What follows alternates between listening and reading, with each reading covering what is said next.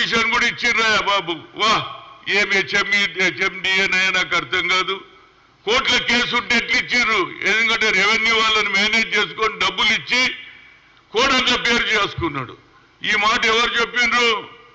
రాహుల్ గాంధీ ఖమ్మంలో బహిరంగ సభలో చెప్పాడు. ఏమని? ఇందిరాగాంధీ ఇచ్చినటువంటి భూములు కూడా తీసేసుకున్నారు అన్నారు. ఇది ఇంతకంటే క్లియర్ కేసు ఏం కావాలి?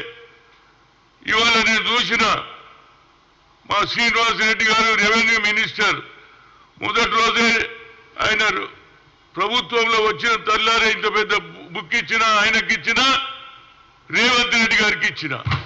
ఆ తర్వాత ఇది జరిగినాక హెచ్ఎండిఏ ఆఫీస్కు నేను, కోదండ రెడ్డి, శ్రీనివాస్ అనే వాళ్ళ మనవాడు మేము పోయినాము. పోతే కాయిదాలే అయ్యారు మాకు. ఏం గవర్నమెంట్ ఇది నాకు అర్థం కాదు. మరి ఇచ్చిన గవర్నమెంట్ ఎవరు చేసిండు? ఇది కమిషనర్ ఇవ్వాలి పర్మిషన్.